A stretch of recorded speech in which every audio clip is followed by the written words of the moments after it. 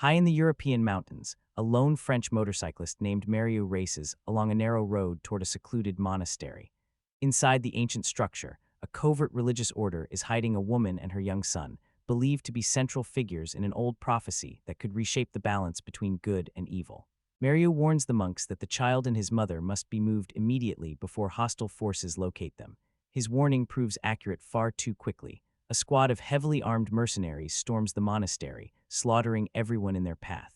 The assault is commanded by Ray Kerrigan, a ruthless black market weapons dealer determined to capture the boy at any cost. Amid the chaos, the child Dany manages to flee with his mother Nadia, slipping through corridors in a desperate attempt to escape. They run straight into danger. Kerrigan's men corner them, raising their weapons, until Mario bursts in and neutralizes the attackers. He urges Nadia to trust him and follow, promising protection, but fear and uncertainty overwhelm her. When she spots a monastery vehicle, she seizes the chance, driving off with Dany before Mario can stop her. Mario jumps on his motorcycle and gives chase. Kerrigan and his surviving mercenaries pursue as well. What follows is a blistering highway pursuit. Bullets tear through the air as Kerrigan fires at Mario, eventually knocking him from the road, but not before Mario shoots out the enemy vehicle's tires, sending it tumbling in a violent crash. Though injured, Mario survives. With the monastery wiped out and his allies dead, Mario realizes he cannot protect Dany alone. He sets out to find someone legendary and dangerous. His search leads him to Johnny Blaze. Years earlier, Johnny made a desperate bargain with a demon known as Rourke to save his father's life. The deal was twisted, binding Johnny to a supernatural curse. By night, he becomes host to the spirit of vengeance, Zeros, manifesting as the Ghost Rider, a flaming-skulled entity that hunts evil. Since then, Johnny has lived in isolation, quietly battling dark forces while trying to suppress the monster inside him. Mario tracks Johnny to a ruined city and pleads for help. Johnny refuses, even attacking Mario with his heavy iron chain, but Mario reveals the incentive. If Johnny rescues the boy, the secret order can permanently free him from his curse. Tempted by the possibility of a normal life, Johnny reluctantly agrees. When night falls, Zeros emerges once more. Johnny transforms into the Ghost Rider and roars into the darkness atop his blazing motorcycle. Just in time, Nadia and Dany are again being hunted by Kerrigan. Trapped at an abandoned site, Nadia draws her weapon but is quickly overpowered. Kerrigan sneers as she begs for her son's life. He raises his gun to execute her. Suddenly, a flaming motorcycle crashes down beside them. The Ghost Rider rises from the fire. Kerrigan orders his men to open fire, but bullets pass harmlessly by. The Ghost Rider lashes out with his burning chain, ensnaring one mercenary and reducing him to ash. Another attacker is met with the terrifying penance stare, his own sins reflecting back at him, consuming his soul. Realizing conventional weapons won't work, Kerrigan's crew fires grenade launchers. The explosions hurl the Ghost Rider aside, buying Kerrigan enough time to seize Dany and flee. The following day, Kerrigan contacts his employer, Rourke himself. Annoyed by the unexpected resistance, Kerrigan demands a higher payment. Rourke immediately recognizes the presence of the Ghost Rider and requests to speak with Dany. Through dark magic, the demon renders the boy magically untraceable and orders Kerrigan to deliver him at once. Meanwhile, Johnny awakens in a hospital. A nurse tends to him, but Johnny wastes no time. He steals medication, recovers his gear, and slips out unnoticed. Outside the hospital, Johnny comes face to face with Nadia. Their paths have crossed once more, and the real battle is only beginning. Johnny approaches Nadia cautiously, trying to explain himself. She reacts instantly, raising a gun to his forehead and demanding to know why he is following her. Johnny tells her the truth. He promised Mario he would protect Dany, but now the boy's presence has vanished from his senses. If they're going to find Dany, he needs Nadia's help. After a tense pause, she lowers the weapon and agrees. They hit the road in a battered pickup truck, loading Johnny's motorcycle in the back. Along the way, Nadia opens up about her past. Years earlier, Kerrigan was her lover. When she tried to leave him, he responded with brutal violence, throwing her from a building and leaving her to die. As she lay broken, Rourke appeared and offered her a deal, life in exchange for carrying a child destined to serve darkness. She accepted and later gave birth to Dany, a child prophesied to become the Antichrist. Meanwhile, Dany is being transported by Kerrigan's men toward his true master, but something awakens inside the boy.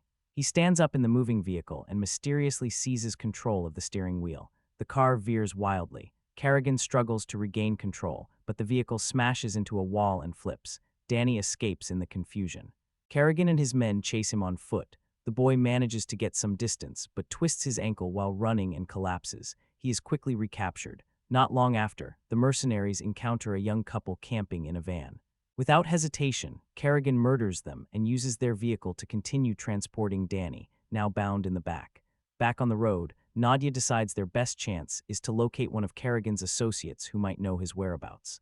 Johnny and Nadia confront the man at his hideout, but Johnny begins to feel Zeros clawing at the inside of his soul, desperate to emerge. He struggles to suppress the transformation, knowing that once unleashed, Zeros will kill everyone nearby, guilty or not. Johnny demands information. Terrified, the man reveals that Kerrigan has gone to an abandoned quarry. Johnny realizes he cannot hold back any longer. He mounts his motorcycle and rides ahead as the spirit of vengeance begins to surface. At the quarry, Kerrigan is finalizing a weapons deal, purchasing heavy artillery specifically to counter the Ghost Rider. Soon after, Nadia sneaks into the compound and locates Dany, tied up inside a warehouse. She frees him quietly, but as they attempt to escape, a mercenary appears and slams her to the ground. He raises his gun to execute her. The distant roar of an engine interrupts him. Using the distraction, Nadia pulls a hidden pistol and shoots the man before he can pull the trigger. Kerrigan hears the same engine and knows exactly who is coming. He grabs a rocket launcher and fires a heat-seeking missile. Drawn to the Ghost Rider's flames, the missile slams into its target. Kerrigan smiles, convinced the threat is over. Then he notices a fiery silhouette standing in the smoke. Zeros charges his chain with infernal energy and begins tearing through Kerrigan's forces. One mercenary empties his magazine into the Ghost Rider, only for the bullets to be absorbed and violently expelled back into the shooter. Enraged, Kerrigan fires another missile, blasting the Ghost Rider off his feet. The flames around the rider begin to dim, but the spirit of vengeance refuses to fall. Zeros grabs a massive mining machine, engulfs it in hellfire, and transforms it into a colossal flaming war vehicle. He plows through the quarry, crushing structures and obliterating anyone in his path. During the chaos, Kerrigan spots Nadia fleeing with Dany and raises his weapon. Before he can shoot, the Ghost Rider yanks him away with his chain and prepares to deliver the killing blow. Then Zeros hesitates. He notices that Nadia and Dany have already escaped. Abandoning Kerrigan, the Ghost Rider races after them and quickly catches up. He drags Nadia from the vehicle and attempts to unleash the penance stare upon her. At that moment, Dany steps forward and commands the rider to release his mother. The order cannot be resisted. Zeros freezes. As he moves closer to Dany, the spirit of vengeance weakens. The flames fade. The skull dissolves. Johnny Blaze collapses to his knees. Time passes. The quarry now lies in ruins. Rourke arrives at the devastated site and discovers Kerrigan buried beneath twisted metal and rubble, barely clinging to life. Rourke studies Kerrigan's broken body and decides that, for now, the man is still useful. With a surge of hellish energy, the demon restores him to life. Kerrigan rises again, his skin drained of color, his hair turned ghostly white, and his body infused with terrifying new abilities. He now possesses immense strength and a deadly touch capable of reducing anything to dust. Eager to test these powers, Kerrigan approaches a paramedic near a wrecked ambulance and places a hand on him. Instantly, the man disintegrates. Satisfied, Rourke commands him to resume the hunt for Dany. Now reborn as Blackout, Kerrigan sets off. Elsewhere, Johnny, Nadia, and Dany continue traveling together, hoping to reconnect with Mario. Before long, Mario catches up on his motorcycle and leads them to his hidden refuge. Along the ride, Johnny briefly lightens the mood by showing off some reckless stunts, even giving Dany a thrill ride on the back of his bike. The moment of levity is short-lived. Blackout is closing in. After a long journey, they reach a secluded stronghold where the remnants of Mario's secret order are sheltering. There they meet a solemn monk named Methodius, who vows that his group will protect Nadia and Dany and prevent the prophecy from being fulfilled. However, Johnny is told that his path must diverge. As promised earlier, Mario can lead Johnny to a place where Zeros will be removed from him forever. Dany strongly objects, but Johnny insists. Without the curse, he believes he'll no longer endanger the boy or his mother. Mario escorts Johnny to a cavern filled with countless aging wine barrels, the site chosen for the ritual. Before proceeding, Johnny demands to know what Zeros truly is. Mario explains that Zeros was once an angel created to dispense justice, but corruption twisted him into a being obsessed with punishment and vengeance. Johnny wonders aloud whether Zeros could be redeemed and restored to his original purpose. Mario believes it might be possible. Johnny, however, refuses to take that risk and chooses to proceed with the exorcism. Mario tells Johnny that the ritual requires complete repentance. Johnny confesses his greatest sin. making the pact with Rourke out of selfish desperation to save his father, even though he knew death was inevitable. He admits that the guilt has haunted him ever since, along with the bloodshed caused while he carried the curse. Seeing Johnny's remorse, Mario offers him bread and wine as sacred symbols of sacrifice and redemption. Johnny is then led to a narrow pathway inside the cave, a passage only he can cross. On the other side, he enters a chamber flooded with radiant sunlight. The light burns through him, and Johnny feels Zero's violently resisting separation. Memories flood his mind, his youth, his father, and the moment Rourke offered him the cursed bargain. After an agonizing struggle, Zero's is torn from Johnny's body. Johnny collapses. Hours later, he awakens, weak but alive and finally human again. Overcome with relief, Johnny rushes out to tell Mario, only to discover that he is gone. Suddenly, Nadia's screams echo through the tunnels. Johnny runs toward the noise and finds Nadia, Dany, and Mario being dragged away by Methodius and the other monks. Johnny tries to intervene, but without the Ghost Rider's powers, he is easily beaten. Methodius reveals the horrifying truth. They intend to kill Dany to ensure the prophecy can never be completed. Mario pleads with his former comrades, but they refuse to listen. Johnny, Nadia, and Mario are imprisoned. Methodius leads Dany before the assembled monks. Declaring the boy must die, he raises a blade. Before it can fall, Blackout storms into the chamber. With his corrupt powers, he annihilates the monks one by one. Weapons crumble to dust at his touch. When Methodius tries to fight back, his blade disintegrates, followed by his hand. Blackout finishes him brutally, plunging his fingers into the monk's skull and reducing it to nothing. With the monastery wiped out, Blackout seizes Dany and leaves, heading to deliver the boy to Rourke.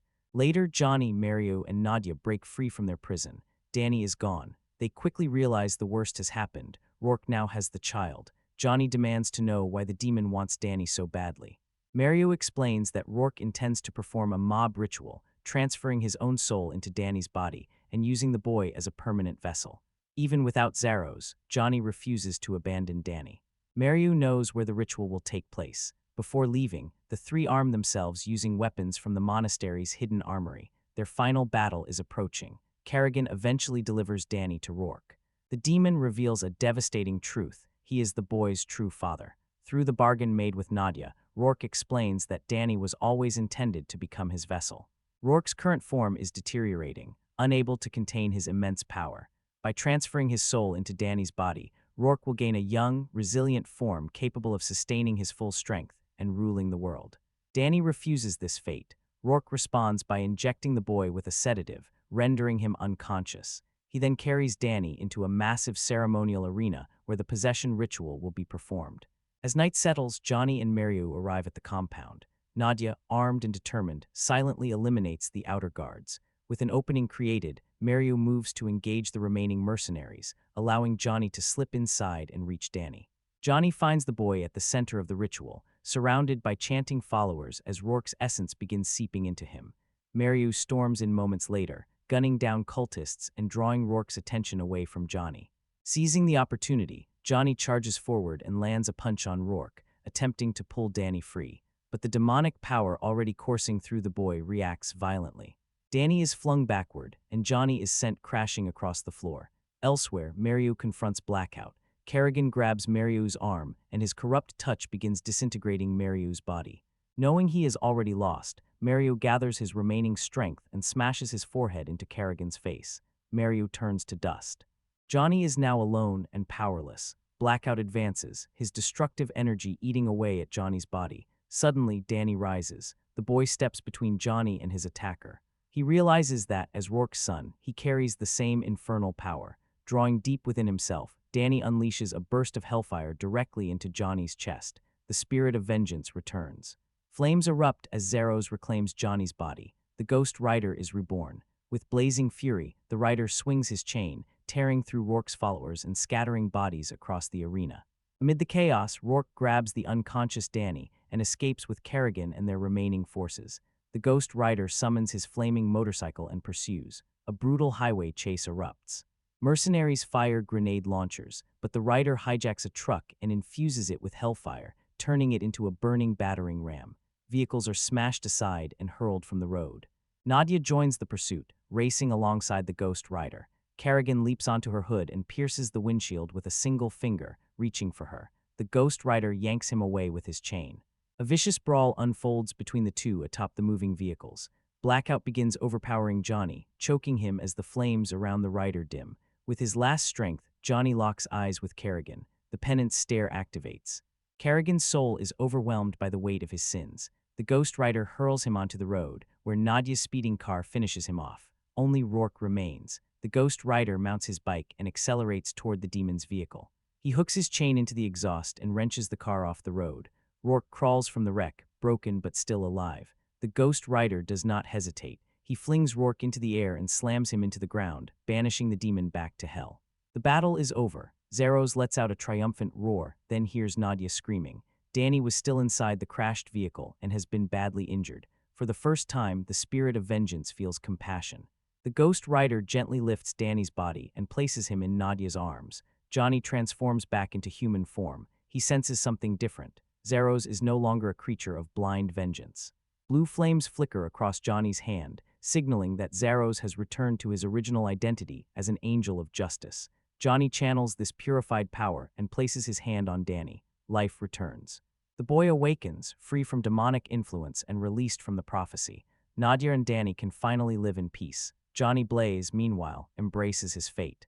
He and Zeros remain bound, not as a cursed host and demon, but as partners. Together, they continue their journey as the Ghost Rider, now fueled by justice instead of vengeance. Analysis: what if your greatest power was also your worst curse? What if being a hero didn't make you noble, didn't make you admired, but instead turned you into a walking nightmare? Ghost Rider isn't a superhero who saves kittens from trees. He doesn't smile for cameras. He doesn't wear bright colors. He burns. Ghost Rider, Spirit of Vengeance, throws us into a version of the Marvel Universe where salvation is ugly, violence is necessary, and the hero himself is terrified of what he becomes after dark. This isn't a clean, polished comic book sequel. It's loud, it's feral, it's unhinged, and that's exactly why it stands out. Instead of asking, how does Johnny Blaze use his powers, this movie asks something far darker. What happens when your powers don't belong to you anymore? Johnny Blaze isn't trying to be a hero in this film. He's trying to disappear. He hides from cities. He hides from people. Most of all, he hides from himself. Because every time the spirit of vengeance takes control, Johnny loses another piece of his humanity. This movie doesn't promise comfort. It doesn't promise hope. It promises a collision between man, monster, and destiny. And today we're breaking down how Ghost Rider, Spirit of Vengeance, transforms a cursed stunt rider into something far more dangerous than a superhero, a weapon, a myth, a force of judgment. By the end of this video, you'll understand why this sequel feels nothing like the first film, what its dark themes are really saying, and why this chaotic, controversial movie still refuses to be forgotten. Let's ignite the engine and ride straight into the fire. Released in 2011, Ghost Rider, Spirit of Vengeance isn't just a sequel, it's a reinvention. Same cursed rider, same flaming skull, but a completely different soul. This chapter of Johnny Blaze's story abandons glossy superhero spectacle and dives headfirst into supernatural horror, gritty action, and apocalyptic fantasy. At its core, Spirit of Vengeance blends three worlds: the world of demons, the world of faith, and the world of a broken man trapped between both. The film is set largely across Eastern Europe, a landscape of forgotten villages, collapsing monasteries, war-scarred roads, and shadow-filled ruins. Not glamorous, not heroic, perfect, because this is a world that feels abandoned by God and claimed by hell. Johnny Blaze has disappeared from society, living off-grid and off the radar, desperately trying to suppress the demonic entity inside him. But the world doesn't leave cursed men alone. When a secretive religious order approaches Johnny with an offer, one that could finally free him from Ghost Rider's curse, he's forced back into a nightmare he's been running from. The mission: protect a mysterious young boy who is being hunted by the devil himself. Fail, and hell gains a new king. Succeed, and Johnny may finally earn his freedom. Spirit of Vengeance isn't about becoming a hero. It's about surviving being one. It's a story where motorcycles become possessed weapons, where fire isn't just heat, it's judgment, and where the line between salvation and damnation is razor thin. No twists spoiled. No outcomes revealed. Just know this: you're not stepping into a traditional superhero movie. You're stepping into a nightmare fueled by gasoline, holy symbols, and a man who knows that every transformation costs him a piece of his soul. And this cursed journey has only just begun. Ghost Rider, Spirit of Vengeance doesn't fit neatly into a single genre. It doesn't want to. This film lives at the crossroads of superhero cinema, supernatural horror, and psychological tragedy. And that collision defines everything about its identity. On the surface, it looks like a comic book action film, but beneath the flames, it's a story about damnation, about a man who wakes up every day knowing that something inside him is waiting to escape. The first major theme is curse versus choice. Johnny Blaze never asked to become Ghost Rider. He never signed up to be Hell's enforcer. Yet every time danger appears, he's the only one who can stop it. So the question becomes, is Johnny responsible for what the spirit does, or is he responsible for using it? The film suggests that even when fate is forced upon you, your response is still your own. The second theme is loss of control. Most superheroes activate their powers at will. Johnny doesn't. His transformation is violent, unpredictable, terrifying. The spirit of vengeance behaves less like an ability and more like a disease, a living addiction. Something that feels powerful in the moment, but leaves destruction behind. This turns Johnny into something rare in superhero cinema, a protagonist who is genuinely afraid of himself. The third theme is redemption through suffering. Johnny doesn't believe he deserves happiness. He doesn't believe he can be saved. So instead of searching for peace, he searches for purpose. If he must burn, then maybe he can burn for a reason. Tonally, the movie is mean, aggressive, and unstable. The camera moves erratically. Action scenes feel chaotic. Violence is ugly rather than elegant. This reflects Johnny's mental state. The movie doesn't want you to feel comfortable. It wants you to feel trapped inside Johnny's curse. Spirit of Vengeance is ultimately aimed at viewers who prefer their heroes damaged, haunted, and morally complicated, not icons, not symbols, but broken people trying to do one good thing in a world that keeps dragging them toward hell.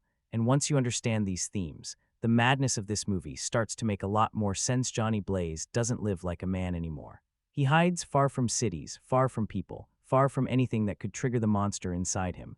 Alcohol dulls the pain. Isolation dulls the fear, but nothing truly stops the spirit of vengeance, because curses don't fade. They wait. Johnny has learned one rule. The angrier he gets, the more the writer wants out, so he tries to feel nothing. No attachment, no hope, no purpose, until purpose finds him anyway. A mysterious priest named Morrow tracks Johnny down with an impossible offer. A secret religious order believes the devil is planning something catastrophic. Not a war, not an invasion, a birth. The devil, walking the earth under the name Rourke, has a human son, a boy named Dany. Rourke's current body is dying, and he plans to transfer his entire essence into Dany's body during a ritual, a younger body, a stronger vessel. A permanent upgrade. If that ritual succeeds, hell doesn't just gain a ruler, it gains an immortal king. The order believes Johnny is the only being powerful enough to stop it, and they promise him something he has wanted for years. Freedom from the curse. Johnny doesn't accept because he wants to save the world. He accepts because he wants out. Johnny joins forces with Morrow, Dany, and Dany's mother Nadia, who has spent her life running from Rourke. From the moment they leave, the hunt begins. Mercenaries enhanced by demonic power chase them across highways, villages, and abandoned ruins. Each encounter pushes Johnny closer to losing control. Every transformation into Ghost Rider feels more violent than before. The spirit isn't satisfied with simple vengeance. It wants chaos. Johnny starts realizing something terrifying. The longer he carries the spirit, the less human he feels. Yet traveling with Dany changes him. Dany isn't corrupted. He isn't evil. He's just a scared kid who wants a normal life. And Johnny sees himself in that fear. Someone cursed before ever getting a choice. The group moves toward an abandoned quarry where Rourke is preparing the ritual. The religious order's plan begins to fall apart. Some members are killed. Some betray the mission. The situation spirals into desperation. Rourke finally captures Dany. As night falls, an enormous ritual circle is prepared. Dark followers gather. Dany is placed at the center. Johnny arrives too late. The transfer begins. The devil's essence starts flowing into the boy. Johnny charges through waves of demonic soldiers. Bones break, chains burn, vehicles become weapons. He fights his way to the altar, but raw strength isn't enough anymore. Johnny realizes something crucial. He can't beat the devil by fighting the spirit, because the spirit isn't the enemy. It never was. The enemy is Johnny's refusal to accept what he has become. And that realization changes everything. The ritual is already in motion. Dark energy pours into Dany's body. The devil is seconds away from rebirth. Johnny Blaze stands at the edge of the arena, surrounded by fire, corpses, and shattered stone, and for the first time in his life, he stops running. All throughout the film, Johnny has treated Ghost Rider as a parasite, a curse, a mistake, something to suppress, something to fear. But in this moment, Johnny understands the truth. The spirit of vengeance was never meant to be a leash. It was meant to be a weapon, not hell's weapon. Johnny does something he has never done before. He doesn't resist the transformation. He welcomes it. Instead of fighting the spirit, Johnny opens himself to it. Human will and demonic power fuse together. The result isn't the raging monster we've seen before. It's something different, something focused, something controlled. Ghost Rider rises, but this time his movements are calm, deliberate. Purposeful, Johnny confronts Rourke as the devil's essence struggles to complete its transfer. Rourke tries to bargain. He reminds Johnny of the deal. Freedom from the curse, a normal life, everything Johnny ever wanted. Johnny rejects it. Because Johnny finally understands something simple and devastating. If the curse can never truly be undone, then the only thing he can control is what he uses it for. Johnny turns Ghost Rider's power against the devil himself. He absorbs Rourke's energy, overloads his deteriorating body, forces the devil's essence to collapse. Rourke is driven out of his host and left weak, broken, and fleeing. Dany is saved. The ritual is stopped. Hell loses its new king.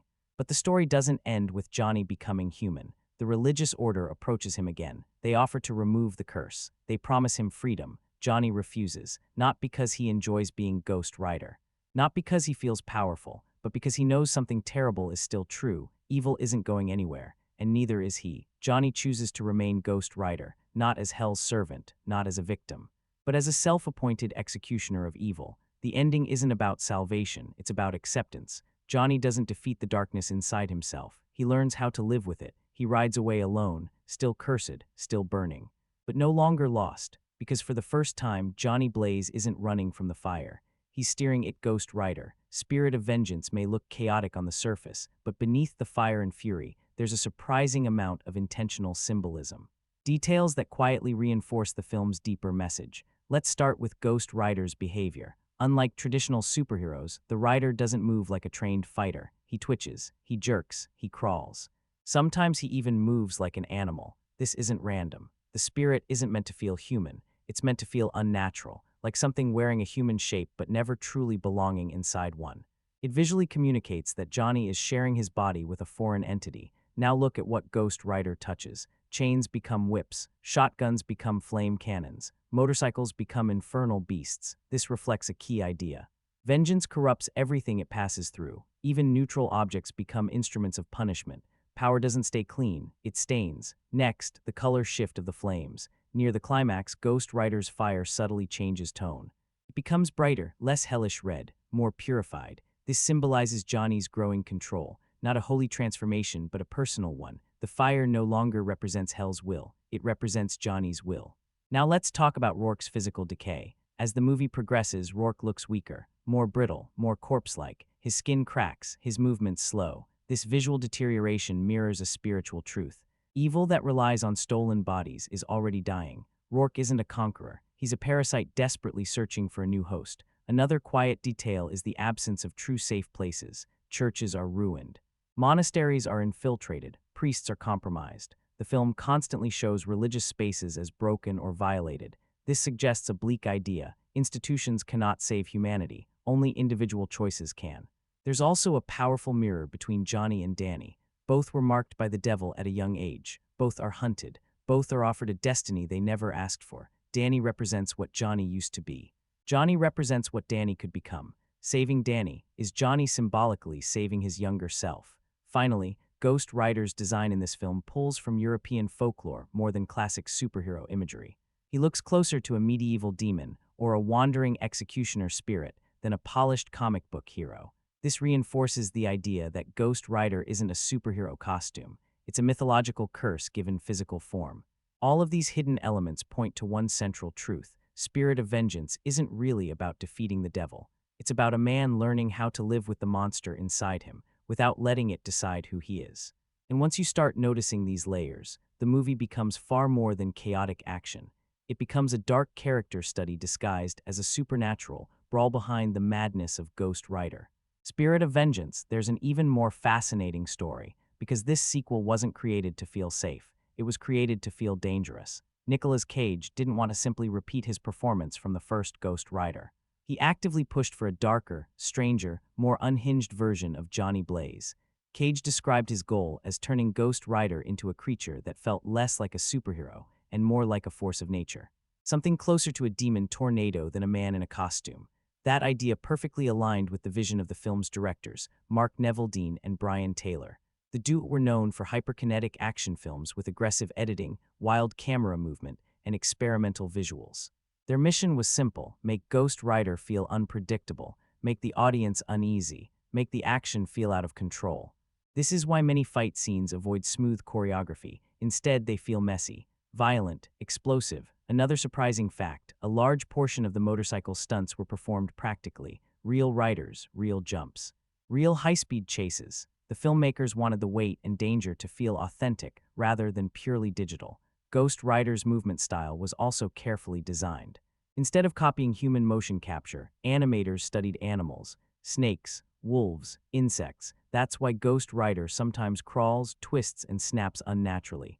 It reinforces the idea that something non-human is driving the body. Here's a wild piece of trivia. Early concepts for the film were even darker. Some drafts leaned heavier into horror, including more graphic depictions of possession and psychological breakdown. These ideas were later toned down to maintain a wider theatrical rating. There are also subtle nods to Ghost Rider comic lore throughout the film, references to different Rider incarnations, visual hints that Johnny isn't the first spirit of vengeance to exist, and possibly won't be the last. Despite mixed reception, the studio allowed Neveldine and Taylor significant creative freedom, which is rare for a big comic book sequel. That freedom explains why the film feels so different from standard superhero fare. Love it or hate it, Spirit of Vengeance is not a committee-designed movie. It's an experiment, a risk, a creative swing that either fascinates you or completely repels you. And that alone makes it one of the more interesting Marvel adaptations of its era. To truly understand Ghost Rider, Spirit of Vengeance, you have to look at what it's being compared to, because this movie exists in constant conversation with its own past and with other dark comic book films. Let's start with the obvious comparison. Ghost Rider 2007. The first film leaned heavily into comic book camp, bright lighting, quippy moments, a more traditional hero's journey. Spirit of Vengeance throws that approach out completely. The sequel replaces glossy visuals with grime, replaces humor with hostility, replaces superhero fantasy with supernatural horror. The first Ghost Rider asked, "What if a man became cursed with hellfire powers?" Spirit of Vengeance asks, "What if that curse slowly destroys the man?" It's the difference between a comic book adventure and a demonic survival story. Now compare Spirit of Vengeance to films like Constantine. Both feature reluctant protagonists. Both involve hell operating quietly within the human world, but Constantine maintains a noir detective structure. Spirit of Vengeance abandons structure in favor of momentum. It's less about solving a mystery and more about outrunning damnation. Next, Blade II. Like Blade, Johnny is a hybrid being, half human, half monster.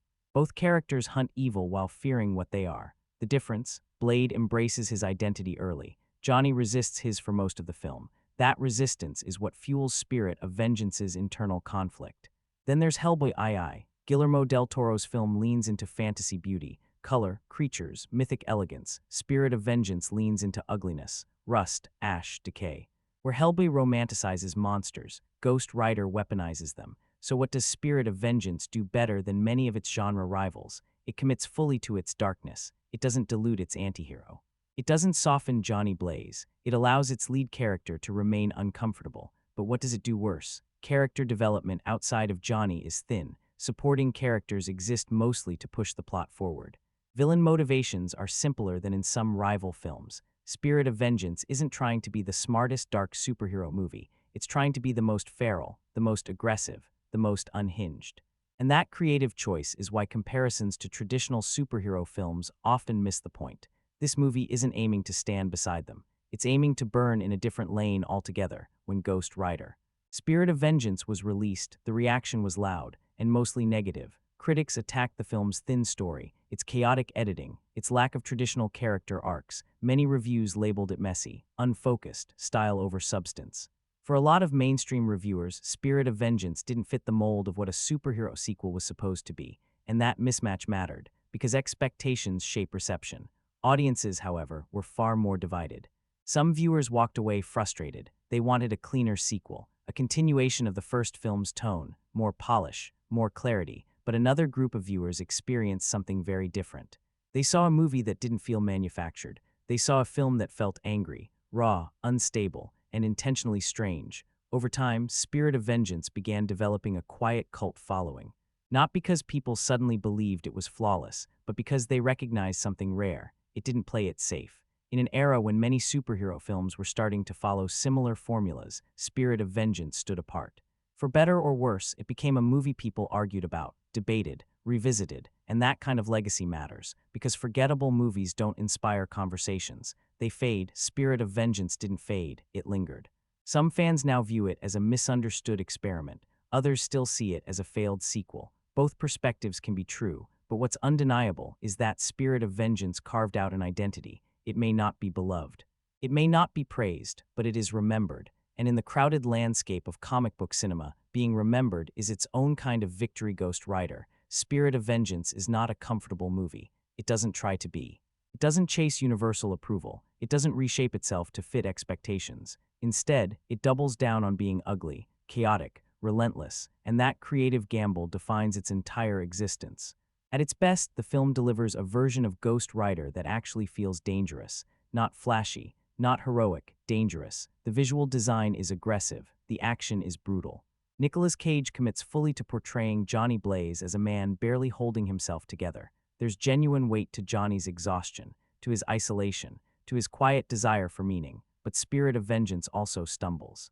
The supporting characters are thinly developed, the villain's motivations remain simplistic, the pacing can feel uneven, and the story sometimes prioritizes momentum over emotional depth. These flaws are real, they matter. But they don't erase what makes the film interesting, because Spirit of Vengeance isn't trying to be the best superhero movie, it's trying to be the strangest, the darkest, the most unhinged. So who should watch this film? If you love polished Marvel-style heroics, this probably isn't for you. But if you enjoy dark antiheroes, supernatural horror elements, stylized chaos, and movies that take big creative swings, Ghost Rider.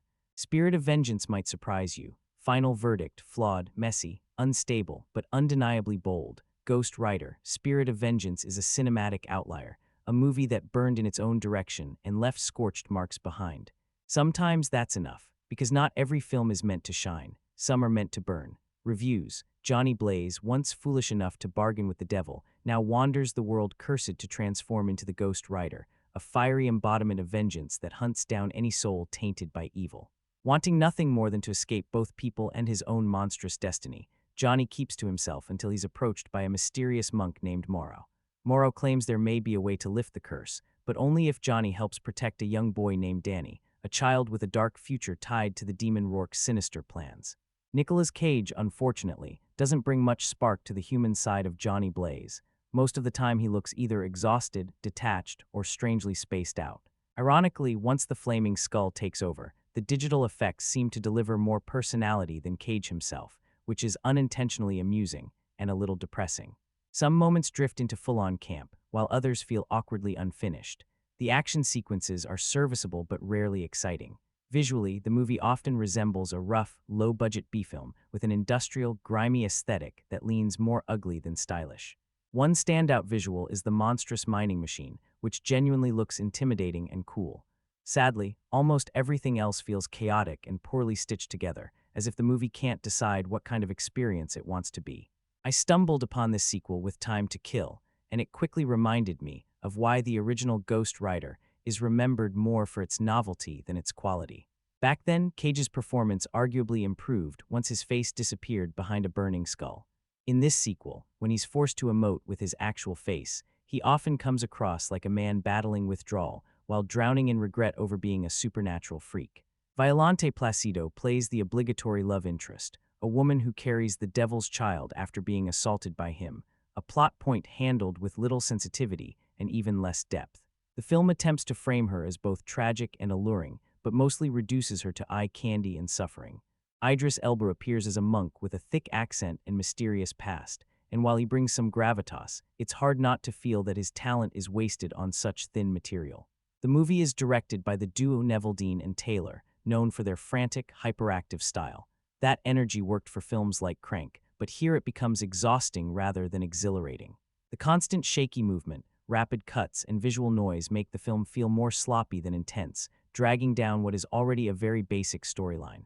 Let's be honest, the first Ghost Rider wasn't exactly a masterpiece either, so expecting a dramatic improvement was probably unrealistic. The core concept remains simple. Johnny Blaze must save a child from the devil. That's it. No meaningful twists, no emotional weight, and no real sense of danger.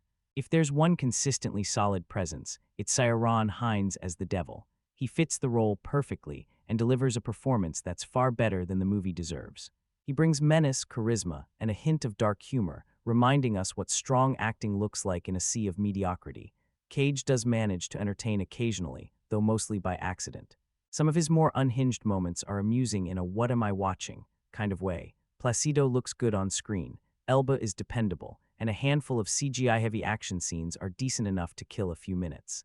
But in the larger landscape of superhero cinema, Ghost Rider, Spirit of Vengeance barely registers. It's noisy, messy, poorly written, and visually inconsistent. Even by popcorn movie standards, it struggles to justify its existence. I found the original Ghost Rider passable as mindless entertainment, but this sequel feels like a blatant cash grab. It's hard to imagine who exactly was asking for another installment, yet here it is, and early in the year, it already feels like a strong contender for one of the worst films around. The visual effects, especially the fire, fluctuate wildly in quality, and somehow look worse than they did years earlier. In the end, this is a sequel that adds nothing of value, weakens what little appeal the franchise once had, and stands as a cautionary tale about why not every comic book property deserves a follow-up. Another major issue is the screenplay itself. The story feels sloppy and poorly assembled, making it almost impossible to form any emotional attachment to the characters. You never truly connect with anyone on screen, and frankly, you don't even care what happens to the child at the center of the plot. That emotional disconnect is made worse by some painfully weak dialogue, with lines that feel awkward, forced, and occasionally embarrassing. You might hope the film could fall into the "so bad it's good" category, but unfortunately, it never reaches that level of accidental entertainment. Years ago, the whole Nicolas Cage being Nicolas Cage routine felt amusing. Now it's starting to feel exhausted. While Cage's exaggerated performances can sometimes be fun in their absurdity, here it mostly becomes uncomfortable. Instead of laughing, you almost feel sorry for him. It's clear that Cage is leaning heavily into camp, likely aware of the material's shortcomings and trying to inject some energy into it, but the strategy doesn't succeed. The supporting cast doesn't help either, as most of them fade into the background without leaving any real impression. The action scenes are another disappointment. They're shot and edited in such a messy way that several sequences become dull rather than exciting. For a film that should thrive on spectacle, that's a serious problem. As for the 3D experience, save your money. The effect is minimal, limited to a few sparks, flames, and flying debris that barely justify the extra cost. In short, Ghost Rider, Spirit of Vengeance is a bad movie, so bad that spending money on a ticket feels like a mistake. There's even a recurring gag on Conan O'Brien's show about ranking Nicolas Cage's levels of insanity in performances. This film would probably sit very close to the top of that list. Cage seems to be channeling the hyperactive energy of Jason Statham's crank persona, pushing everything to the extreme. On paper, some of these ideas may have sounded interesting, like his strange philosophical ramblings to the kid, but the execution completely misses the mark. Ironically, the strongest element in the entire production is the visual effects. The CGI, fire effects, and supernatural imagery are genuinely impressive. You can see where the budget went, and despite this failure, it wouldn't be surprising if the studio eventually tried again. Cage certainly appears determined to keep revisiting the character. Swapping actors, adjusting backstories, and tweaking continuity didn't really fix anything, though it didn't make things much worse either. I should mention that I was never a big fan of the first Ghost Rider film, and I've never been particularly fond of Nicolas Cage. Still, out of boredom, I decided to give Ghost Rider 2, Spirit of Vengeance, a chance. Surprisingly, I actually found it better than the original. This sequel leans into a darker, grimmer tone. It feels more violent, more brutal, and visually harsher. We see a more savage side of the writer, which helps distinguish it from its predecessor. Story-wise, however, the film stumbles. It plays like an odd blend of supernatural horror and comic book mythology, almost a strange mashup of Ghost Rider and Rosemary's Baby. It isn't terrible, but it's extremely familiar and predictable. There's nothing particularly fresh or inventive in the narrative. The effects work, on the other hand, is excellent. The flames, smoke, and explosive visuals are stylish and entertaining. From a purely visual standpoint, the movie delivers. The cast is decent overall, but two performances stand out. Idris Elba as Morrow and Johnny Whitworth as Ray Kerrigan. Ray's transformation and abilities are easily one of the most interesting elements in the film. I'm not well versed in the Ghost Rider comics, so I can't say how faithful this character is, but he left a strong impression. As a Marvel-related project, the movie caught me off guard. I usually have little interest in spandex-clad heroes running around with superpowers, but this one aims for a darker, more mature audience. That approach works in its favor. One aspect that made me cringe, though, was the heavy-handed moral messaging. Lines about illegal downloading and crime doesn't pay feel awkward and outdated. The illegal download joke gets a small chuckle, but it feels completely out of place in the opening. At its core, this is a big-budget follow-up about a cursed man seeking redemption. Johnny Blaze, still tormented by the Ghost Rider, is offered a chance to save himself by protecting a child who just happens to be the devil's son, while Satan hunts him down. It's a solid concept trapped inside a deeply flawed film. Standing beside Nicolas Cage is a reasonably solid supporting cast that includes Violante Placido, Ciarán Hinds, Idris Elba, Johnny Whitworth, and even a short but memorable appearance from Christopher Lambert as an unhinged monk. In the original Ghost Rider story, the devil himself, Mephistopheles, played by Peter Fonda, commands his supernatural enforcer, the Phantom Rider, to recover the contract of San Venganza, a parchment bound with the souls of 1,000 corrupted men. Each generation produces a Phantom Rider, cursed to wander the earth collecting on hell's bargains. Realizing that surrendering the contract would allow Mephistopheles to unleash hell upon the world, the rider refuses and flees, defying his master. At the heart of the curse is Johnny Blaze. Years earlier, he entered into a desperate bargain with the devil to save someone dear to him. In exchange for his father's life, Johnny gives up his soul, sacrifices his relationship with Roxanne Eva Mendes, and becomes enslaved to Mephistopheles' will. Now condemned as the devil's bounty hunter, Blaze is forced into a new mission, stopping Blackheart, Wheeze Bentley, who intends to overthrow his father and construct an even more monstrous version of hell, in Ghost Rider. Spirit of Vengeance, Johnny Blaze once again struggles with his demonic alter ego while seeking a way to break free from his eternal curse. He reluctantly allies himself with a mysterious cult leader named Moro Idris Elba and clashes with a radical group of monks led by Methodius, Christopher Lambert. Their goal is to protect a young boy, Fergus Riordan, and his mother, Violante Placido, from a powerful evil force embodied by Ciarán Hinds. At the same time, Blaze hopes this mission might finally offer him redemption. The film leans heavily into dramatic taglines. He rides again. Hell is coming. His curse may become his weapon. Was the sacrifice worth it? Johnny Blaze is portrayed as the only being able to walk between two worlds, human and infernal. Long ago, he made a deal to save someone he loved, but never imagined the true cost. This sequel brings back the Marvel antihero, though sadly in a weaker form than the first film.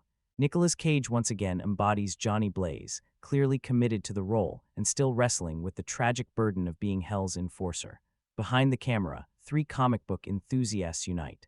Cage, along with directors Mark Neveldine and Brian Taylor. The filmmaking duo approach the material with their signature chaotic energy, drawing inspiration from Faustian mythology. Cage, a longtime admirer of Ghost Rider, had previously portrayed the character in Mark Steven Johnson's 2007 film, which featured Peter Fonda and Wheeze Bentley. This sequel also benefits from a respectable ensemble including Violante Placido, Idris Elba, Johnny Whitworth, Anthony Head, and Vincent Regan. Interestingly, Peter Fonda was reportedly invited to return, but declined after reading the early pages of the script. Following this movie's release, the live-action rights to Ghost Rider eventually reverted back to Marvel Studios. Cage appears comfortable in the fiery skull once more, but no amount of enthusiasm can patch over the story's numerous gaps, logical inconsistencies, and thin character development. Even his infernal motorcycle seems incapable of bridging the narrative holes. Villains are disposed of with little tension, and confrontations feel oddly weightless. On the positive side, the film does deliver flashy visual effects, a stylized look for the characters, and a cast that remains watchable. Violante Placido, in particular, brings a graceful presence, continuing the legacy of her famous parents Michelle Placido and Simonetta Stefanelli. Unfortunately, Neveldine and Taylor's direction often feels unfocused and excessive rather than inventive. Although Mark Steven Johnson returns only as an executive producer, the film lacks the cohesion needed to elevate its premise. The screenplay offers little in terms of originality and frequently stumbles over its own ambitions. The directors have previously delivered energetic genre pieces such as Crank, High Voltage, Gamer, Vatican Tapes, and Panama, but Spirit of Vengeance falls short of their better efforts. This film will mainly satisfy die-hard Nicolas Cage fans, and perhaps the people who made it. One can't help but wonder what kind of mindset Cage was in while bringing this wild, unhinged performance to the screen.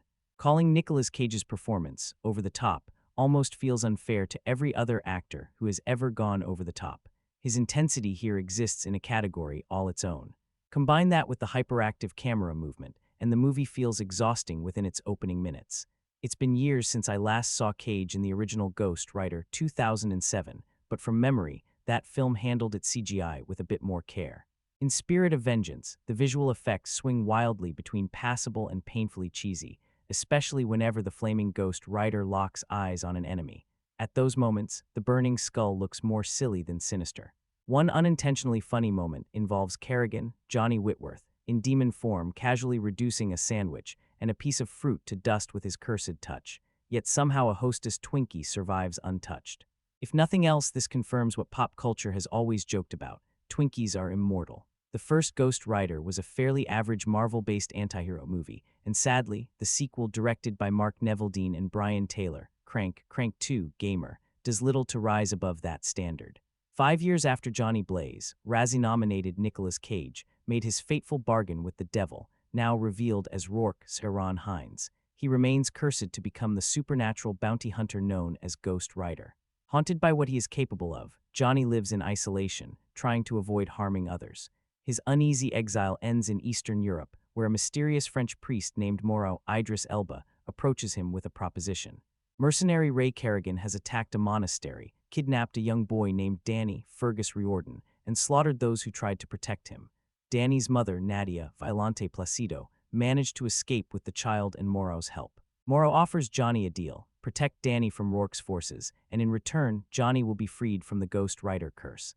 Naturally, things aren't that simple. Kerrigan wields a weapon capable of weakening the Rider, and Johnny struggles to suppress his transformation even when confronted by sinners.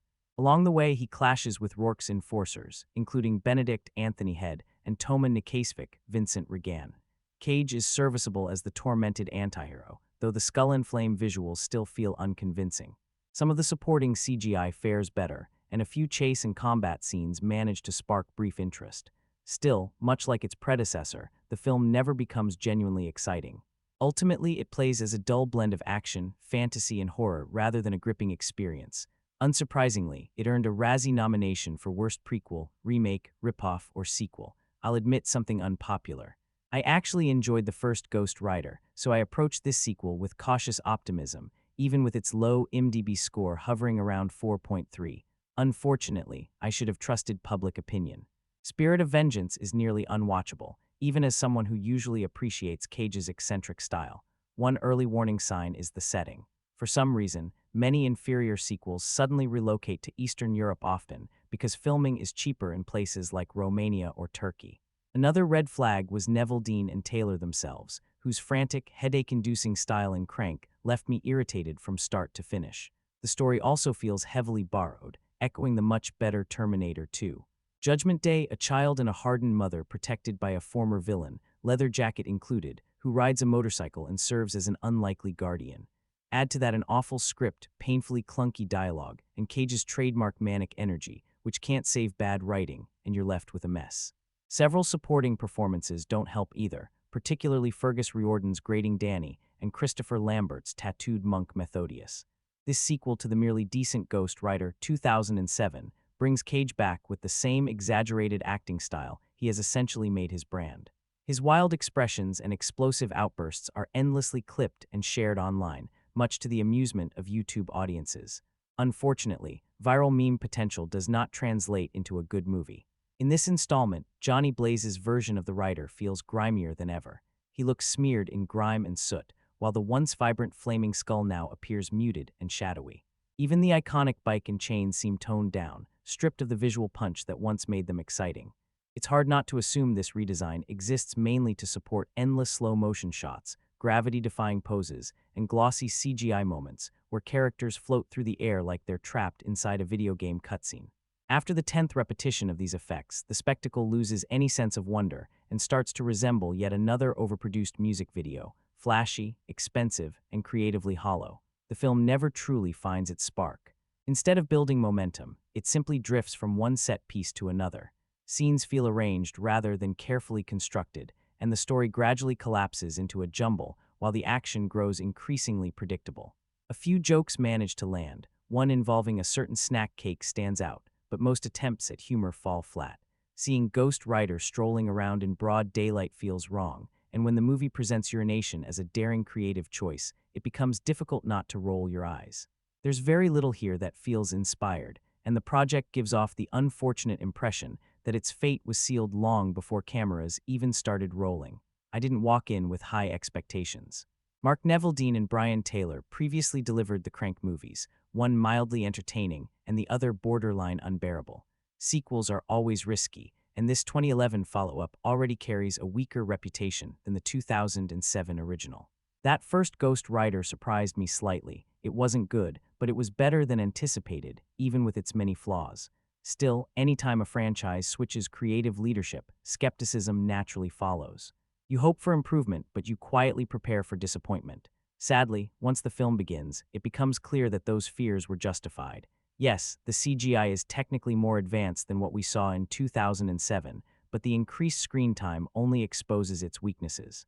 The more the movie leans into digital visuals, the more artificial everything looks.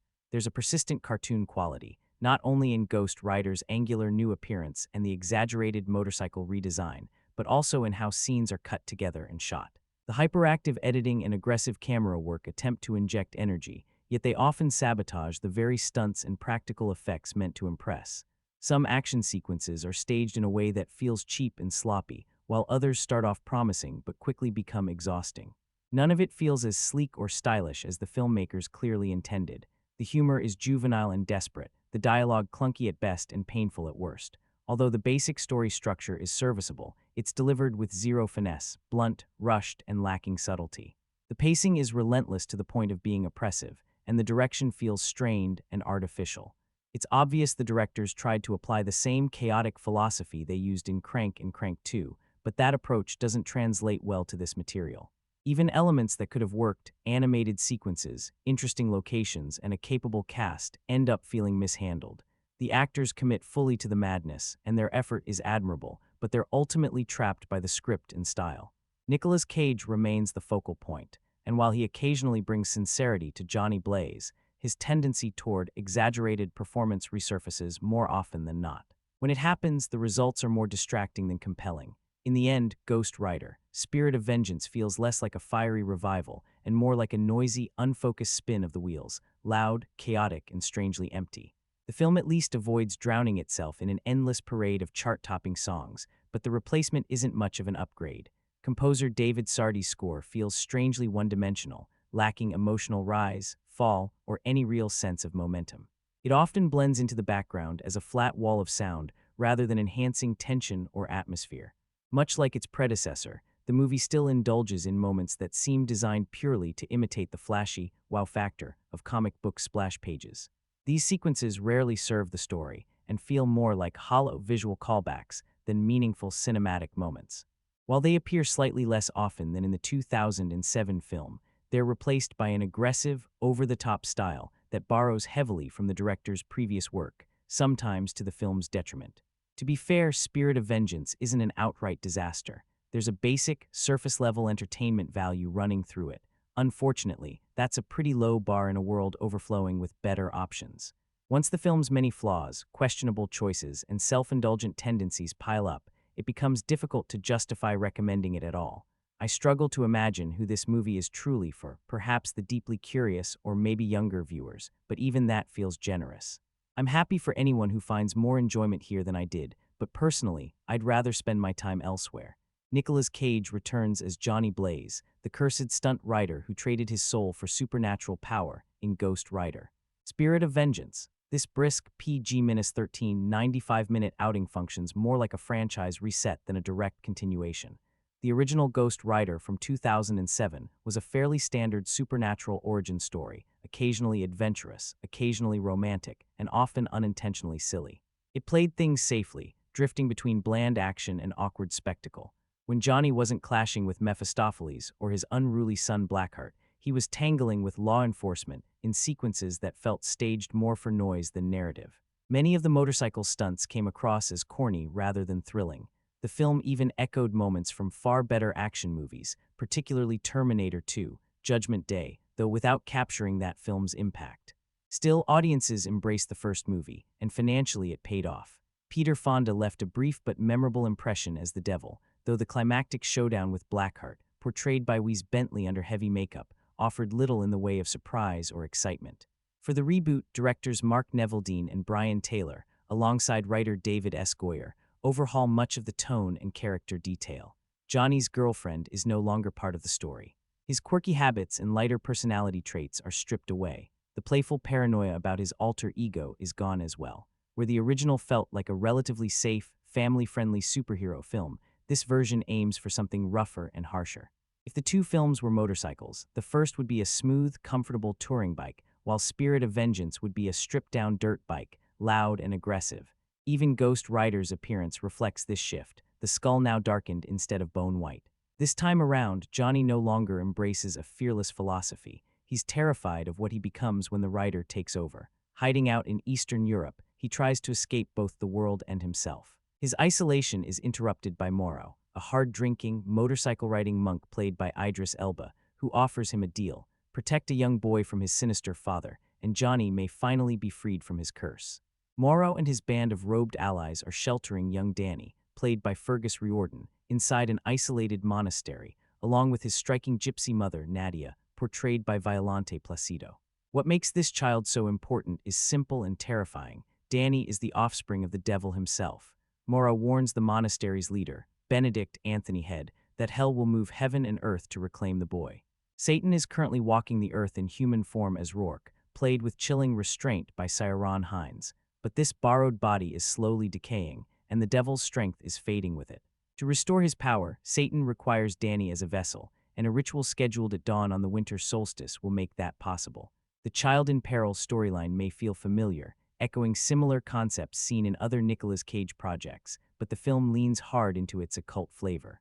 After Nadia and Dany flee the monastery, Satan sends his sadistic enforcer, Ray Kerrigan, Johnny Whitworth, to hunt them down. At the same time, Johnny Blaze discovers he shares a strange psychic bond with Dany, pushing him into the chase as well. As Ghost Rider, Johnny unleashes his infamous penance stare on several of Kerrigan's thugs, but a sneak attack leaves Blaze riddled with bullets and hospitalized. Naturally, Johnny survives, reconnects with Nadia, and once again goes on the run. Their paths collide with Kerrigan at a massive construction site, where the film embraces full comic book insanity. The Ghost Rider transforms a towering crane into a flaming weapon of destruction, turning heavy machinery into a blazing instrument of war. Blaze kills Kerrigan, but Satan refuses to let his pawn stay dead. Instead, Kerrigan is resurrected and cursed with a grotesque new power. Anything he touches rapidly decays. One of the film's most absurdly memorable gags shows Kerrigan obliterating everything in a convenience store, except for a single untouched Twinkie. Reborn with long, ghostly white hair, Kerrigan looks more like a demonic rock legend than a street thug. With Satan and his upgraded henchmen working together, Johnny Blaze is pushed to his limits, only gaining the upper hand thanks to unexpected help from Dany himself. Ghost Rider. Spirit of Vengeance positions itself as a grimmer, meaner, and more sardonic evolution of the character. Compared to the first film, this entry highlights Johnny's uncontrollable tendency to ignite nearly everything he comes into contact with. The movie even sneaks in a juvenile but imaginative joke when Dany asks what happens if Ghost Rider needs to urinate, leading to a brief, bizarre visual gag involving flaming figure eights. The reboot wears its outsider identity proudly. It feels strange, rough-edged, and unconcerned with mass appeal. Nearly every character undergoes a drastic shift. Johnny Blaze resembles a tortured monster more than a traditional superhero. Kerrigan evolves from petty criminal into supernatural nightmare. Even Satan admits that striking a deal with Johnny was a catastrophic mistake. Directors Mark Neveldine and Brian Taylor, better known for their ultra-violent R-rated work, bring their chaotic sensibilities into a PG-13 framework. While they remove unnecessary romantic subplots and excessive police procedural elements, they compensate with relentless pacing and visceral action. Their handheld, aggressive shooting style makes the mayhem feel raw and unstable. Visually, the effects are impressive, especially in conveying the heat and intensity of Ghost Rider's flames. Nicolas Cage delivers a more layered performance this time, allowing Johnny Blaze to feel volatile and evolving rather than one note. Idris Elba brings charm and presence to his supporting role, while Johnny Whitworth fully commits to his feral villain. Christopher Lambert's appearance as a tattooed monk is brief and largely forgettable, though longtime fans may appreciate seeing him. The post-converted 3D adds little to the experience, rarely enhancing the spectacle in any meaningful way. In the end, this is a bold, eccentric reboot that favors madness over tradition. Viewers hoping for a safer, more conventional follow-up to the original may be disappointed, but those willing to embrace its strange energy may find it a flawed yet entertaining ride. I'm about to use a strange comparison, but stay with me. Think back to Black Swan, when Vincent Cassel's demanding choreographer keeps forcing Nina to push herself further and further, insisting she spin faster, go harder, and sacrifice everything for perfection. Eventually, she reaches that elusive ideal, but the price she pays is devastating. So what does an Oscar-winning psychological thriller have to do with a Ghost Rider sequel? Surprisingly, quite a bit. Ghost Rider. Spirit of Vengeance seems to embrace that same faster, faster, faster philosophy. The difference is that, in this case, speed never leads to perfection.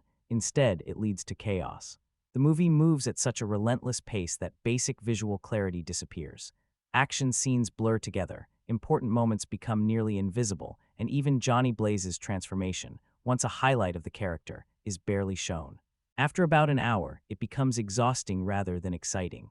This sequel ranks among the most awkward and disappointing follow-ups in recent memory, which is especially frustrating because the original Ghost Rider was far better than many expected.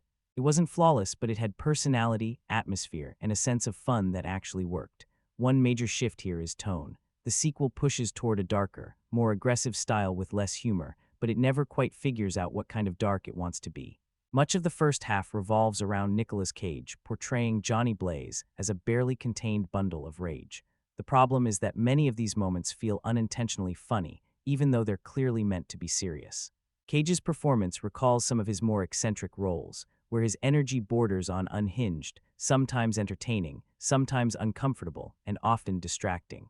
He frequently looks less like a cursed hero, and more like someone who hasn't slept in weeks. The central plot sends Blaze on a mission to protect a woman and her young son, who turns out to be the devil's offspring. Peter Fonda's Satan is gone, replaced by Sir Ron Hines, and while the actor is solid, the story surrounding him is thin. From there, everything unfolds exactly as you'd expect. A dangerous journey, escalating chases, supernatural confrontations, and an inevitable showdown. For a brief stretch, the movie almost works as a knowingly trashy good-bad experience. There are flashes of entertainment, a few amusing sequences, and welcome appearances from actors like Idris Elba, who brings some much-needed personality. Hines also makes for a reasonably effective villain. Unfortunately, the film collapses under its own excess. Scenes drag on far too long, the visuals become increasingly ugly, and the overuse of harsh CGI actively damages the atmosphere instead of enhancing it. If this movie achieves any form of perfection, it's in perfectly demonstrating how to burn through a budget while producing a messy script and incoherent spectacle. It's the cinematic equivalent of flooring the accelerator with no idea where the road leads. What makes this sting even more is that the first Ghost Rider respected its source material more than it's often given credit for. When the character debuted in the early 1970s, the concept evolved constantly. Over time, elements like the penance stare and the connection to the fallen angel Zarathos were added, gradually shaping the mythos. The 2007 film blended ideas from multiple comic eras and, for the most part, felt like a genuine comic book translation. Its biggest weakness was Blackheart, who was far more intimidating on the page than on screen. Spirit of Vengeance reunites Nicolas Cage with the role and shifts the setting to Eastern Europe, with Romania and Turkey providing striking locations. Visually, some of these environments, especially the eerie cave monastery, are genuinely impressive. The devil is now portrayed by Sir Ron Hines, which makes sense within the idea that Satan can assume many forms. His primary enforcer, played by Johnny Whitworth, functions as a loose stand-in for the previous film's demonic antagonist. There are a few upgrades. Violante Placido is a more convincing presence than Eva Mendes was in the first movie, and the aggressive, heavy metal-leaning soundtrack fits the character's aesthetic nicely. Still, certain design choices feel misguided, particularly the new, grungier Ghost Rider look. Personally, I prefer the classic biker aesthetic over the scorched, dirty version presented here. In the end, Ghost Rider. Spirit of Vengeance is a sequel that mistakes noise and speed for intensity. It wants to be darker, edgier, and more extreme, but forgets that style needs structure and action needs clarity. What could have been an evolution of the character instead becomes a loud, messy detour that ultimately weakens the franchise rather than expanding it. One of the film's biggest drawbacks is its relentlessly restless camera work, which constantly calls attention to itself and becomes exhausting after a while.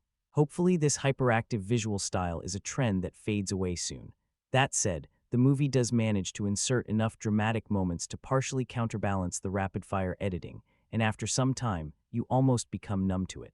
Bottom line, Ghost Rider: Spirit of Vengeance functions as a fairly solid sequel, mainly because it explores the supernatural force inhabiting Johnny Blaze in more depth, without giving too much away. However, claims that the movie is darker or more faithful to the comics feel misguided. Much like the first film, it embraces a semi-serious, exaggerated horror tone mixed with occasional humor. While the original took bold stylistic swings in a comic book fashion, this sequel pushes those ideas even further, and in some ways benefits from doing so. Unfortunately, its potential is undercut by frantic camera work and choppy editing. The opening sequence barely establishes a flimsy excuse for a plot, throwing viewers into strange imagery involving cybermonks and a chaotic action set piece. The scene is visually busy but emotionally empty, and since no characters have been properly introduced, there's little reason to care about what's happening or who survives. Sadly, that sense of detachment lingers throughout most of the film. On the plus side, Ghost Rider himself looks tougher and behaves more ferociously than before.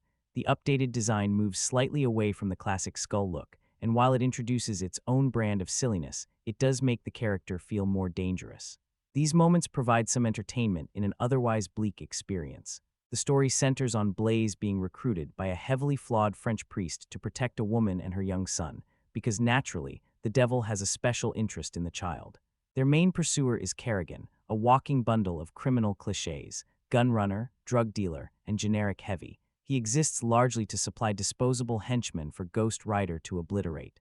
That familiar problem from the first movie returns. Ghost Rider is simply too powerful. He dispatches enemies with minimal effort, often reducing them to ashes with a touch. Even when the filmmakers attempt to introduce threats, such as specialized explosive weapons, their effectiveness is inconsistent, draining any real tension from the action scenes. The 3D presentation is mostly pointless, aside from a cheap opening gag aimed at startling the audience. Like most of the film's jokes, it falls flat. In many cases, the ideas themselves aren't terrible, but the execution consistently misses the mark. There are hints of creativity, small comedic or conceptual touches that could have worked, but they're buried beneath sloppy delivery. The movie also attempts to explore a more thoughtful angle, portraying Johnny Blaze as a man possessed by an avenging angel and wrestling with his darker nature. It even brushes against a few ethical questions. In theory, these are interesting directions. In practice, they never become emotionally engaging. Nicolas Cage gives a serviceable performance and, oddly enough, stands out as the only cast member who seems fully committed. Actors with proven talent, such as Ciarán Hinds and Peter Fonda, feel wasted here, especially Fonda, who should have brought a commanding presence to his role as the devil. Much of the blame lies with the uninspired script, which offers flat dialogue and characters lacking any real depth. The runtime, surprisingly, is only around 90 minutes, yet the movie feels significantly longer. That alone says a lot. Crude jokes, including one involving a flamethrower gag that's as unnecessary as it is tasteless, further drag the experience down. You can clearly sense the Neville Dean Taylor signature style in scattered moments. The film occasionally flirts with surrealism and seems eager to mimic the chaotic energy of the Crank series, sometimes even suggesting what Crank 3 might have looked like. Scenes like Blaze stealing painkillers and behaving like an addict while trying to suppress his transformation hint at something more interesting than what the movie ultimately delivers. In the end, Ghost Rider: Spirit of Vengeance offers very little that justifies the price of admission. It has flashes of ambition, but they're buried under poor execution, weak storytelling, and stylistic excess. The film also suffers from having to operate within the limitations of a PG-13 rating, which noticeably weakens its impact. On top of that, I'm not entirely convinced that this creative team should venture into fantasy territory again. Ironically, for a movie rooted in supernatural mythology, there isn't actually much supernatural presence. The only antagonist who possesses actual powers can merely cause things to rot and deteriorate, a concept we've essentially seen before with Blackout in the earlier Mark Steven Johnson version, though at least this time it's presented with better visual effects. There's a fair amount of unsettling imagery, some lightly implied sexuality, and very little strong language. I'd suggest this movie only to viewers who don't mind ignoring warning signs. For me, this lands at about a 3 out of 10. Despite what many people say, I don't believe this sequel is worse than the original. The real issue is that it never rises above the level of a basic B-movie, even though it clearly aims much higher. The storytelling is not only weak but painfully predictable. In fact, the plot often feels like it was originally written for a generic action movie and later retrofitted to include Ghost Rider. That might explain why the character feels strangely absent for large portions of the runtime. Ghost Rider truly shows up only during a handful of action sequences, early on, midway through, and again near the finale. Outside of those moments, we're mostly just following Johnny Blaze. Because of this, the film rarely feels like a superhero movie at all. It plays more like a conventional low-tier action thriller with a slightly healthier budget. One positive is that the narrative is at least easier to follow than the first Ghost Rider film, which I personally found nearly unbearable. Even at its weakest points, I never reached the stage of outright hating this sequel. If you're willing to overlook its story problems, it can be mildly entertaining. There are several solid action sequences, though they aren't always executed well. A major reason for this is the choppy editing. Some scenes feel incomplete, as if important footage was never shot or simply left out. The result is a series of abrupt and awkward cuts that prevent the action from flowing naturally, a huge missed opportunity. Visually, however, the film holds up quite well. The overall aesthetic is pleasing, and the effects work is impressive. Ghost Rider himself has never looked better or more believable. Unfortunately, this stronger visual presentation is undermined by a disappointing script. Nicolas Cage has always seemed like an inspired choice for Johnny Blaze and his unhinged alter ego, but this time I started to question that casting. He struggles to find the right balance between wild eccentricity and grounded emotion. The character ends up feeling uneven, swinging too far in either direction. While Cage isn't solely to blame, I wouldn't object if the role were eventually recast. The villains also feel underutilized. There's a lot of untapped potential here that never fully materializes. We have the devil himself, portrayed by Ciarán Hinds, and another antagonist who can cause decay with a simple touch, yet neither is developed properly. In the first half, Hinds' character barely registers as significant, while in the second half he suddenly dominates the screen. Meanwhile, Johnny Whitworth's character doesn't even gain his powers until well into the movie. This uneven handling of characters makes the entire production feel sloppy at times and prevents it from becoming a memorable or standout action film. Oddly enough, the most engaging character belongs to Idris Elba. Even so, his backstory, purpose, and overall necessity within the plot remain frustratingly unclear. It's kind of remarkable that he ends up being the most compelling presence in the entire movie, even though we're told almost nothing about who he really is, and never actually learn much more by the end. That alone says a lot about the film itself. At its core, this is a messy production, and most of its problems trace back to a weakly constructed story. Still, let's be fair, it isn't an outright disaster. On a modest B-movie action level, it manages to hold itself together, and every now and then it delivers some genuinely striking visuals. Ghost Rider, Spirit of Vengeance, 2012, is unquestionably an improvement over the first film, though calling it great would be a stretch. It's far from a classic, but it does have bursts of wild energy, especially when it embraces its unhinged side. These moments don't appear as often as they should, yet when they do, they're strangely fun in a grindhouse sort of way. Whether intended or not, the movie comes across as far more aware of its own ridiculousness than most superhero fare of this type, and that self-awareness actually works in its favor. The film leans into its silliness, and it knows exactly what it is. At times, it feels closer to a parody than a straight-faced comic book adaptation, even though it technically isn't either. It lives somewhere in between. Because the humor feels deliberate, you end up laughing along with the movie instead of laughing at it. That tonal decision alone makes the experience easier to enjoy. It's not a case of so bad it's good. Instead, it feels like the filmmakers intentionally aimed for this strange middle ground. Structurally, it plays like a loose continuation rather than a direct sequel. It acknowledges the earlier film, but reshapes a large portion of the mythology, and most of those changes are improvements. Nicolas Cage is clearly given more freedom this time, and he dives headfirst into full Cage mode in a few scenes that are unintentionally hilarious. At the same time, he occasionally delivers quieter moments that show a bit of sincerity, which helps ground the chaos.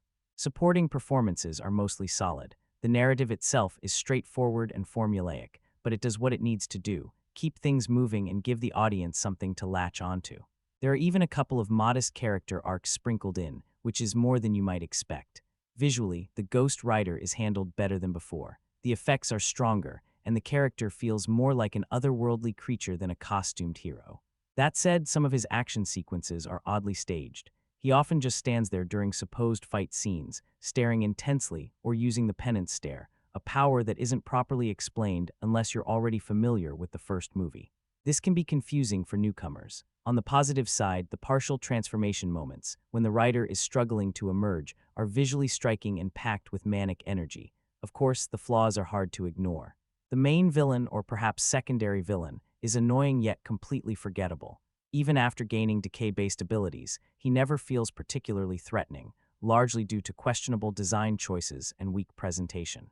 The film also makes some odd stylistic decisions, including random speed changes that make certain scenes feel artificially juiced rather than naturally intense.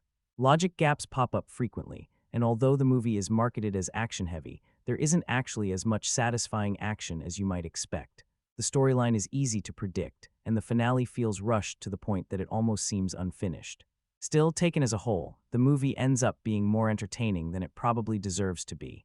It's brisk, chaotic, and lightly tongue-in-cheek superhero pulp. It's not good cinema in any traditional sense, but its sporadic bursts of fun count for something. I went into this mostly because I hadn't been to the theater in a while, and because I'm one of the rare people who didn't hate the original Ghost Rider.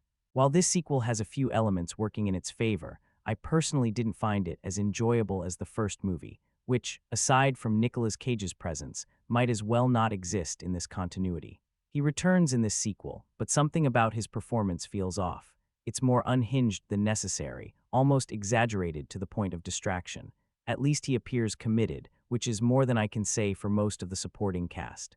The lone exception is Johnny Whitworth, who plays one of the primary villains, a character who strongly resembles Blackout, even though the film never acknowledges the comic book identity.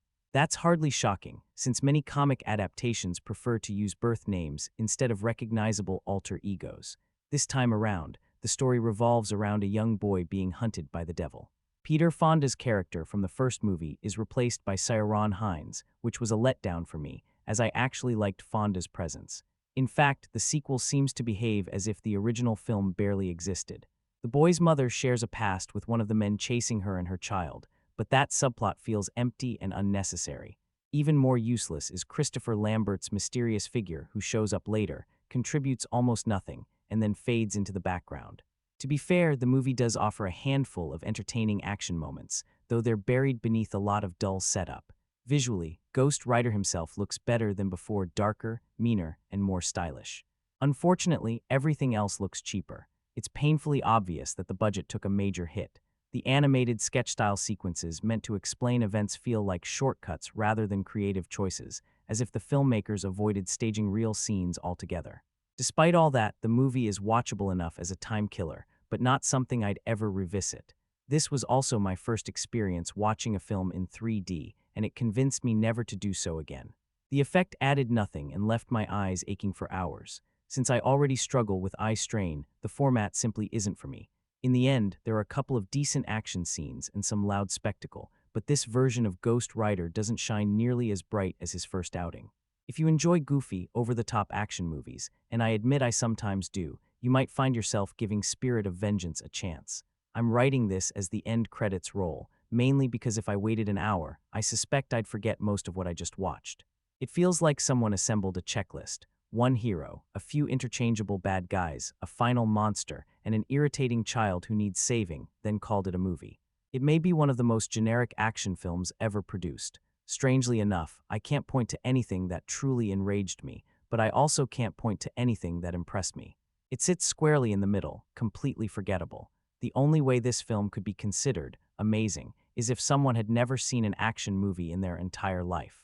I've seen plenty, and even now I'm struggling to recall specific moments. Was Nicolas Cage in this, or was it someone else? Did a flaming skull show up? Probably. Like I said in my review of the original Ghost Rider, I'm not a comic reader, so I won't judge it as an adaptation. From a pure movie perspective, though, this is simply not a good film. For all its flaws, the first movie looks like a masterpiece by comparison. The biggest issue is that this sequel exists mainly to cash in on a recognizable name, and it feels that way from start to finish. Studios barely tried to hide their hunger for another payday. After seeing that the first Ghost Rider, despite being trashed by critics and mocked by many viewers, still pulled respectable box office numbers, a sequel was inevitable. The problem isn't that a follow-up was made, it's that the follow-up simply isn't good.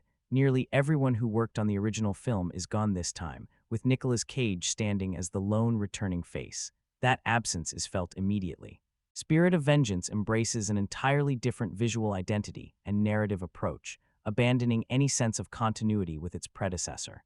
Instead of building upon what existed before, it wipes the slate clean and starts over, creating a sequel that barely feels connected to the movie that came before it. At its core, the story revolves around Johnny Blaze, battling immensely powerful demonic forces, attempting to abduct a young boy who is rumored to be the devil's son, a child destined to play a crucial role in an apocalyptic prophecy. On paper, that premise sounds serviceable. In execution, it becomes painfully generic. The plot is thin, overloaded with cliches, and lazily constructed, resembling the kind of disposable exploitation cinema that filled drive-ins decades ago. One of the biggest losses is atmosphere. The original Ghost Rider, flawed as it was, carried a dark, eerie edge. That sinister mood is nowhere to be found here. In its place is a louder, flashier, almost cartoonish tone that leans heavily into a hard rock aesthetic, seemingly designed to appeal to teenagers who equate noise with intensity. Everything moves at breakneck speed, leaving little room for logic or coherence, and the faster the film runs, the more its weaknesses become exposed. Plot holes pile up with impressive regularity. Ancient-looking monks somehow possess futuristic weaponry. Hidden cave systems double as high-tech command centers. Massive stockpiles of guns appear out of thin air. Even newly introduced supernatural abilities conveniently activate only when the story demands them. None of it feels thought through, and the film never pauses long enough to make these contradictions feel even remotely believable. Nicolas Cage's return should have provided a sense of stability, but instead he feels oddly disengaged. His Johnny Blaze comes across as flat, weary, and emotionally vacant. Whatever spark he brought to the role before is largely absent. Ironically, it's Ciarán Hinds who delivers the most convincing performance, giving his villain a sense of gravitas, though the script rarely gives him meaningful material to work with. Violante Placido and Idris Elba try their best, and they have a few solid moments, but neither manages to elevate the film beyond mediocrity. From a technical standpoint, Spirit of Vengeance places an enormous bet on CGI spectacle. Flames roar, chains whip, explosions dominate the screen, and the Ghost Rider's visual presentation is pushed to absurd extremes. The mining facility sequence, in particular, feels like sensory overload.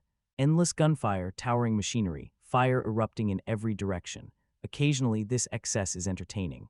More often, it feels like watching a cutscene from a video game rather than a cinematic set piece. The European locations, particularly those shot in Romania, are genuinely attractive, and the film does take advantage of some striking landscapes. Sets and costumes are serviceable, but nothing stands out. The soundtrack, on the other hand, is aggressively loud and monotonous, adding to the film's exhausting nature rather than enhancing its mood. Even worse are the sound effects, many of which feel artificial and poorly mixed. To be fair, Spirit of Vengeance arrived at a time when Marvel adaptations were still searching for an identity. This was before the Marvel Cinematic Universe refined the formula of blending character depth, humor, and spectacle. In that context, the film feels like a relic of a messy transitional era, when studios were throwing money at superhero properties without fully understanding what made them work. Nicolas Cage is once again Johnny Blaze, the cursed stuntman bound to become a flaming skull-headed vigilante. But while the first Ghost Rider at least benefited from novelty, this sequel has no such advantage. The concept no longer feels fresh, and without strong storytelling to support it, the film collapses under its own weight.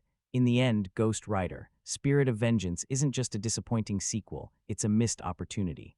With a sharper script, clearer vision, and a commitment to atmosphere and character, it could have redeemed the franchise. Instead, it stands as a noisy, hollow spectacle that burns brightly on the surface and leaves nothing but ashes underneath. Nicolas Cage, eccentric as ever, delivers a performance that feels strangely distant, almost drifting into self-parody. His delivery rarely carries real weight, and Johnny Blaze never truly comes across as a man defined by suffering or inner conflict. For a character built on torment and damnation, that emotional emptiness becomes a serious flaw. The script itself is a complete mess, shallow, poorly constructed, and painfully obvious in where it's heading. The story lurches from one bland action set piece to another without building any real tension or purpose. Much of the dialogue sounds like filler, as if it exists simply because something needed to be said. The film confuses volume with intensity and constant movement with meaningful storytelling. Rather than being gripped, you quickly find yourself checking the clock, not out of suspense, but out of fatigue. Even the visuals, which should have been the movie's strongest asset, don't fully deliver. The Ghost Rider, once meant to feel intimidating and mythic, often looks more animated than terrifying. The flames, intended to represent both curse and punishment, resemble flashy digital effects rather than hellfire. There's little sense of danger and almost no awe. Directors Mark Neveldine and Brian Taylor lean heavily into their hyperactive style, but style alone isn't enough. The movie is frantic, noisy, and overstimulating, yet oddly empty, like a throwback action film that forgot what made those movies engaging in the first place. Buried somewhere beneath the chaos is a potentially compelling idea. A damned soul seeking redemption, a servant of hell trying to break free from his own curse. Unfortunately, the film never truly explores this. Instead, Spirit of Vengeance feels like a sequel created mainly to capitalize on brand recognition rather than to expand the character in a meaningful way. By the time the credits roll, it's easy to see why this version of Ghost Rider never continued. The film is disorganized, creatively lazy, and largely forgettable. Marvel's storytelling has grown considerably since then, and if Ghost Rider ever appears in the MCU, one can only hope the character receives a more thoughtful and powerful interpretation. As it stands, this sequel is best left to fade away. That said, I'm strangely conflicted about Ghost Rider, Spirit of Vengeance. It's undeniably bad, but in a way that can still be oddly entertaining. The original Ghost Rider wasn't great, but it had a certain charm. This sequel leans harder into camp and embraces a more exaggerated tone. The plot is incredibly silly compared to the first film, yet visually, there are moments that work. The design of Ghost Rider himself, particularly the scorched skull, still looks cool. The story finds Johnny Blaze hiding in a remote part of Europe, attempting to keep his inner demon in check, until a mysterious church figure approaches him with a mission. Protect a boy the devil wants to claim as a new host. Cage once again goes full Cage, chewing through the scenery with wild energy. There are a few amusing moments, but his performance eventually becomes repetitive. Idris Elba brings some gravitas as the hardened church warrior, while Ciarán Hinds does a serviceable job portraying the devil.